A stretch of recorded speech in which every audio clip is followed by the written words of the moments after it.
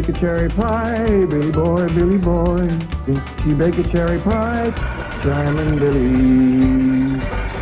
She can bake a cherry pie, quick as a cat can wink her eye. She's a young thing and cannot leave her mother. Well, Granny, did you pick out your spot yet for the garden? Yep. I kind of favor a patch right close here to the house. I'll plow you up something there directly. Yeah, just enough for some onions and taters and some rudibakers. And a few rows of corn. Paul? Morning, Granny. Paul, can I help you with the plowing and the spading? Well, Ellie, I'd rather you put on one of them pretty dresses that Miss Hathaway got you. But, Paul, I can plow better in these clothes. Plowing. You know, Ellie, I'd like you to wear one of them dresses kind of regular. Wouldn't you, Granny? You're mighty fetching in a dress, Ellie. Prettier than a tub of fresh churned butter. Paul, if I go to wearing them dresses, Jethro will make fun of me. I reckon he hadn't better. Now, you run along and put on something with skirts. All right, but he hadn't better make fun. He won't, he won't. You know, speaking of Jethro, I think he's got himself a sweetheart. The banker's secretary? That's right. They was out together last night. What'd they do? Well, I don't rightly know for sure, but it was something to do with bowls. All you do with bowls is eat. Well, I reckon that's what it was then. She said she was going to take him bowling. You know, Jed, I kind of like that Miss Hathaway. Yeah, I think she kind of likes us, too. Oh, those marvelous plants. Those simple, rugged mountain people. The more I see of them, the more I am impressed. Yes, now Never have I observed such strength of body, mind, and character. Yes, now They stand like boulders in the pebble-strewn landscape of Beverly Hills.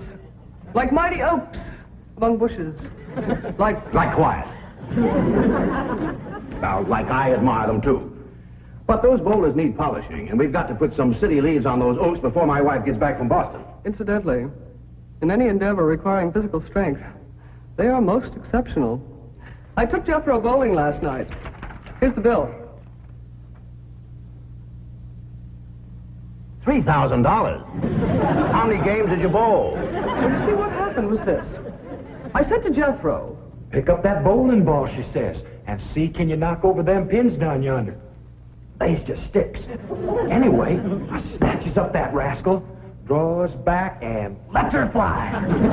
Did you knock down them pins? Yeah, the pins, the pin boy, the end of the building, a brick wall, and a signboard down on Sunset Boulevard. I bet you Miss Jane didn't do that good. Well, she didn't even try. But she just looks at me and says, Jethro, you're strong as an ox and twice as handsome. Ain't no two ways about it, Granny. That city girl is sweet on this boy. I reckon so, the way she's bragging on his looks. You are handsomer than an ox. Thank you, Granny. Cousin Ellie, you're a city girl now. Do you think... see that, Paul? I told you this would happen if I took to wearing these dresses. If you call me that again, I'll turn you every way but loose. Say nothing but city gal. Ellie, me, climb it. Get up from there or you're going across my knee. And Jethro, you're going across mine. What did I do that was so all-fired bad?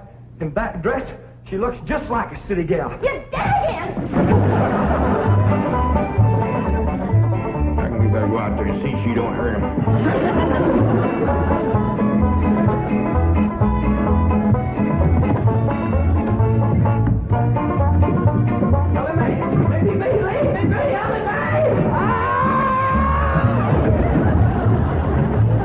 Jethro, now that we living in a city, you've got to learn to use the steps.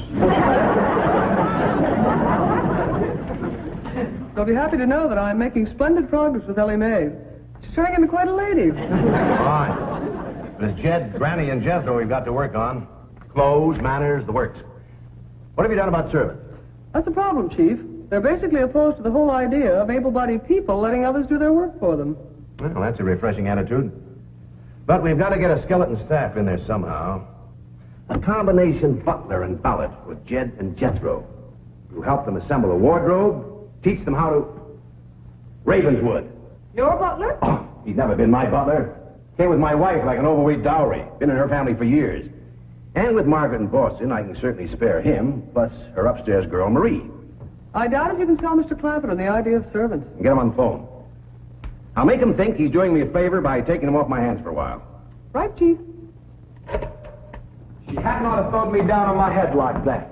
What if I'd have been carrying a frog in my hat? Ain't supposed to be wearing your hat in the house. Well, Granny, where's a fella going to carry a frog? They jump out of your pocket. Hello? Oh, howdy there, Mr. Drysdale. Glad to have you back from Boston. Your missus come with you? Oh, that's too bad. I know her and Granny'd hit it off like two sows on a mud waller. Yes, I'm sure they would. No recipes? No, my wife doesn't do much cooking. No, I doubt if she ever made grits and hog jows. Well, how about mustard greens and possum belly? No fooling. Pone and squirrel shank? Boiled chicken hog. Well, say, she don't do much cooking, does she? No. Well, the reason I called Mr. Clampett is I have a butler. Well, he really belongs to my wife's family, but he's been with us ever since we were married. And I was wondering if you'd let him come and stay with you for a while. You mean board with us? Well, I guess you could call it that. Who's going to board with us? Just a minute. Some kin of Miss Drysdale named Butler. Oh, why, we'd be just... That's that no good fat rascal that wouldn't let Ellie and me in to help Miss Drysdale when she was sobering up. Hello? Granny was talking at me, but she's done now. Oh, no, she ain't. Just a minute. Granny, let me hear the man out, and then we can talk it over. Yes, sir, Mr. Drysdale. I'm a listener now. Well, in addition to Ravenswood, he's the butler, you can also have my wife's upstairs girl, Marie. Margaret may be away for some time, and I have absolutely no use for him.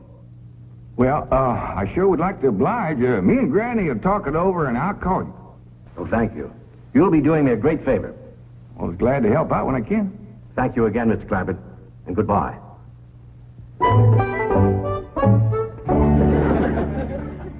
Is somebody coming to live with us, Uncle Jed? Maybe, Jethro, maybe. Why don't you go out and make up with your cousin Ellie? Okay, Uncle Jed. All right, Jed. Let's have it. We going to board that butler fella? Well, Mr. Drysdale would take it mighty kindly if we did. He says he ain't got no use for him. I don't like him myself. Granny, you only met him once? Once was enough. I asked him real nice. I said, are you doing for Miss Drysdale that she's feeling poorly? Are you doing the washing and the scrubbing and the cleaning for her? And he looks right down his nose at me and says, Madam, I am a butler. I reckon he is proud of his name. Kind of fancy. Ravenswood Butler. I don't care if it's Stonewall Jackson. And I think Mr. Drysdale has a lot of gall to ask us to take his wife's kinfolks off his hands. Well, now, I'm mighty beholden to him. You know he's keeping my $25 million in his bank, and he ain't charging me one penny to do it. That's his business. You didn't ask him to do it. Well, now, Granny, if it was just Mr. Butler, I might agree with you, but there's a sad side to the story, too. What's that? Well, you've heard of Mr. Drysdale speak of his stepson? That's his wife's boy by her first marriage? The one they call Sonny? Yeah. Well, it seems she's got a girl, too. And there must be something wrong with her. What? Well, I don't know, but they keep her upstairs. No. Yeah. He spoke of her as my wife's upstairs girl. The poor thing. Her name's Marie, and he'd like us to take her and Mr. Butler. Doggone it, kid.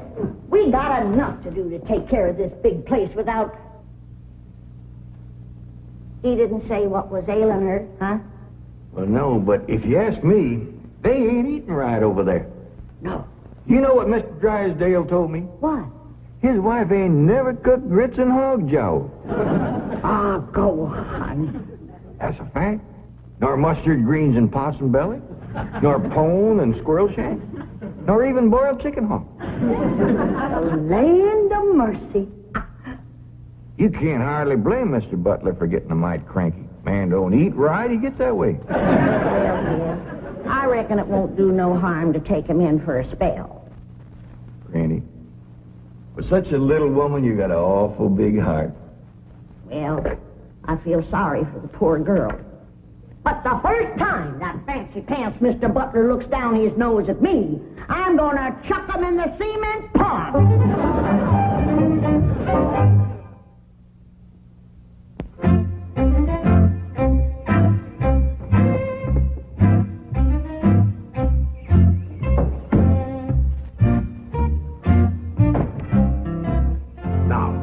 I'm doubling your salaries for the length of time you stay at the Clampett home.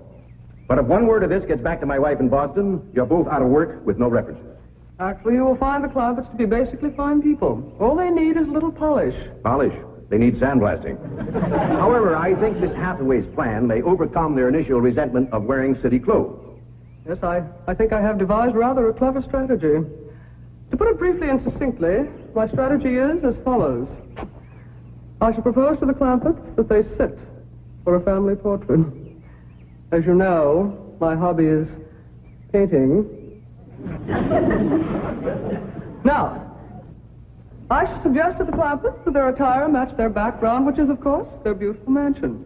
They will no doubt see the logic of my didactic approach, accede to my wishes, don suitable raiment, and, once they have seen themselves thus attired, take... We're in. Let's go. We forgot to dust the stair rail. I'll do it, Granny.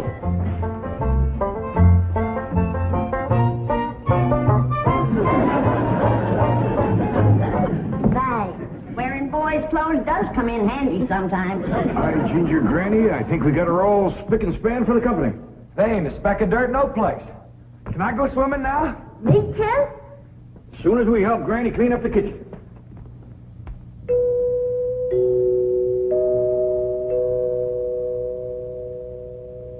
Was that music again? Oh, yes, good. You ever find out where that comes from? Know 'em, Granny.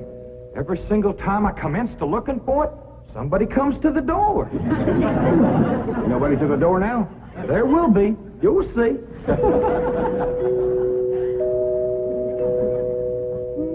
Doggies, that's nice. I'll pitch in and see can we find it. You're wasting your time. I'm a-telling you. Before you can find it, somebody will come to the door. There, you see? Happens every time. Now remember, Ravenswood, I'm counting on you. Don't fail me. You have my word, sir.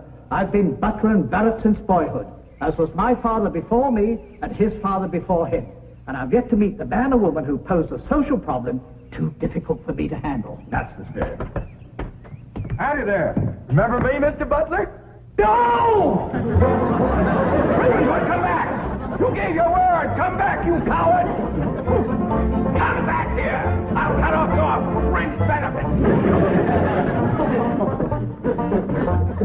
Ravenswood probably forgot something. He'll return shortly. Meanwhile, this is Marie. This is Drysdale's upstairs girl. Marie? J.D. Clampett? Howdy. Jethro Bodine? Ellie Mae Clampett? And Grandma Clampett. No, ma'am. I am a Moses. Pardon? Granny's related on the wife's side. They's the Moses family from Tennessee. Then your name is Granny Moses? Grandma Moses. That's right. There was a very famous Grandma Moses who painted primitives. I've whitewashed a few myself. I'll show Marie to her room. Listen, Marie, honey. Over here, you've got the run of the house. You don't have to hide upstairs. Ain't nothing wrong with that girl, but want some good cooking will cure her. She's half starved. Poor thing is so weak her knees keeps a buckling on her. She's kind of pretty, though, for a skinny girl. Just wait till she gets some mess of Granny's grits and hog gel. That'll fill her out. Till I'll get some of cooking. Guess that butler fellow will be coming back directly. Oh, and Granny, can we have some of that salted down possum belly that Ma sent us? Well, I reckon it is kind of a company meal. Granny, open up a jar of them pickled crow gizzards. Now, kid, we don't want to spoil these folks. They might get to thinking we eat like that every day. Baby, will you do something nice for me? I sure, Paul. Will you go get into that pretty dress again? Oh, Paul, Jethro might fun of me. No, I won't, Ellie Mae. Cross my heart. Well, That's my darling. Thank you. And then you be real nice to Marie. She's had a bad life. I'll be nice to her. She's pretty. Let's all be nice. far.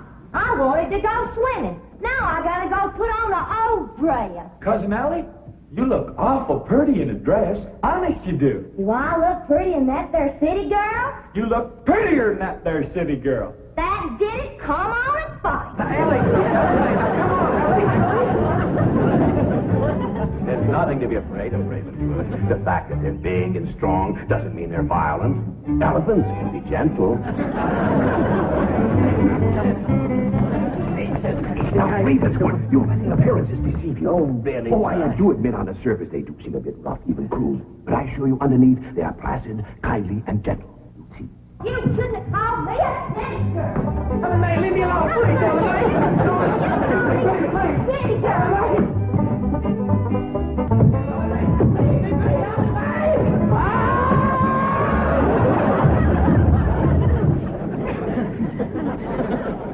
Mr. Butler, don't never say anything nice to that girl.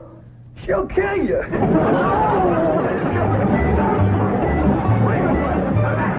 Come back! You promised!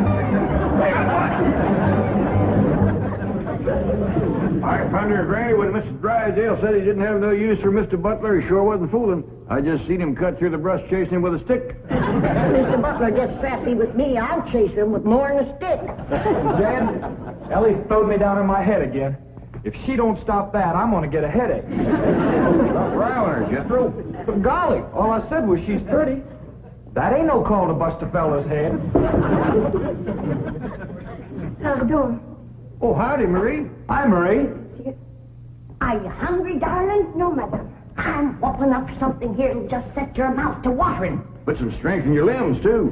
Tell her what it is, Granny. A great big mess of grits and hose jowls. And salted down possum belly. Cold pickled crow gizzards. How you like that? Don't tell me that child ain't hungry. Why, she's ready to drop in her tracks. Set her at the table and I'll dish up a mess. No, please. I only came in to bring you a message from Miss Hathaway. She's preparing to paint a family portrait, and she wishes to know if you all will sit for her. May I tell her that you will sit for her? Well, yeah, I reckon we'll do that. Merci.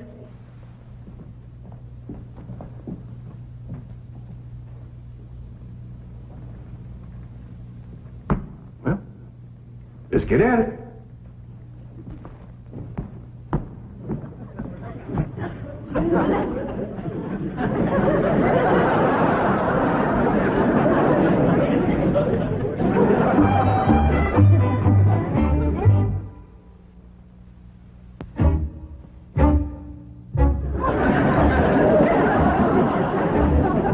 It's all right to talk while we're sitting. Yeah, I reckon. I found out something about Marie.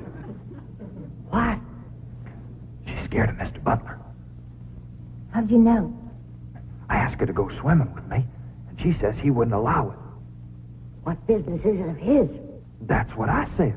And she says he's a butler, and I'm just an upstairs girl. And I got to do whatever he says. We'll see about this. Oh, dingies. Let's hit Mr. Drysdale, find him, and give him a whooping. Oh, Kitchen Granny. Well, you go put a dress on like you promised. Uncle Jed, I'm going swimming. If I see him, I'll fetch him in. Don't go jumping in with your clothes on again. Well, I won't, Uncle Jed. Miss Hathaway, she gave me a present last night. She says it's something special for her to go swimming in. What'd she give you? Oh, pair of trunks. You go swimming in a cement pond. Boy, it's too big to go swimming in a trunk. Ed, In a pair of them. I got a feeling that Mr. Butler feller is going to be trouble. Yeah, we can handle him. Well, I still say that I think Mr. Drysdale has a lot of nerve to ask us to board his wife's relations. Maybe he's just fed up. Man can get awful tired of having his wife's skin underfoot all the time.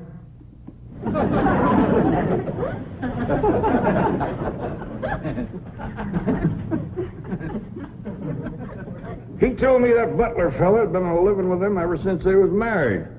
I declare some in-laws latch on to free room and board like leeches. It takes a mule kick to jar 'em loose. You can't hardly blame Mr. Drysdale for trying to get shed of a critter like that.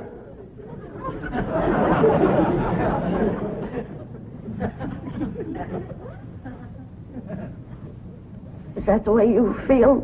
You bet it is. I'll see how fast I can get packed.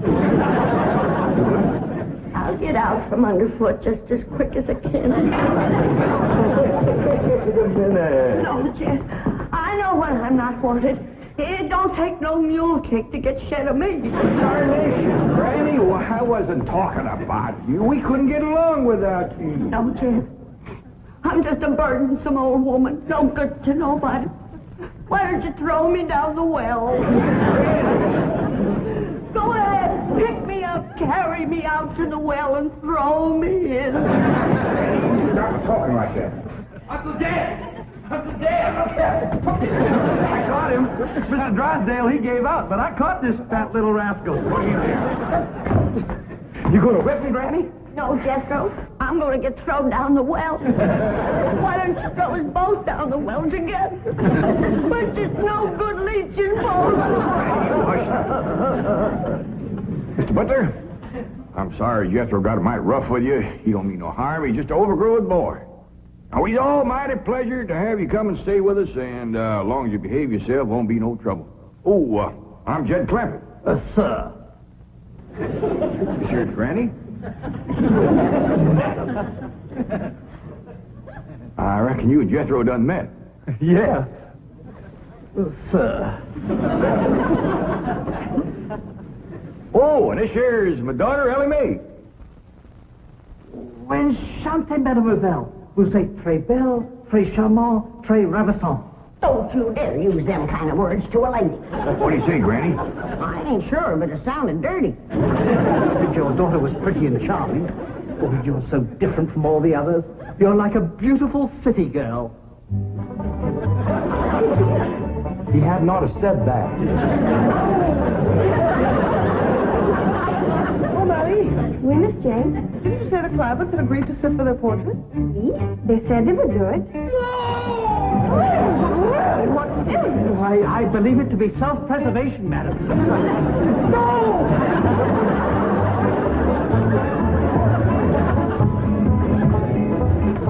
Don't take to the stairs, she'll catch you sure!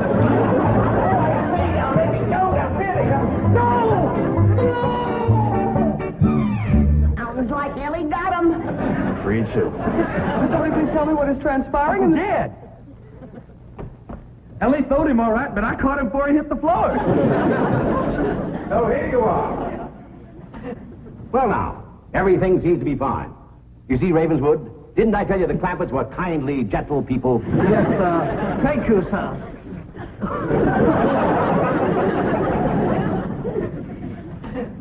We're gonna have to feed up both of them, Granny. His knees is buckling, too.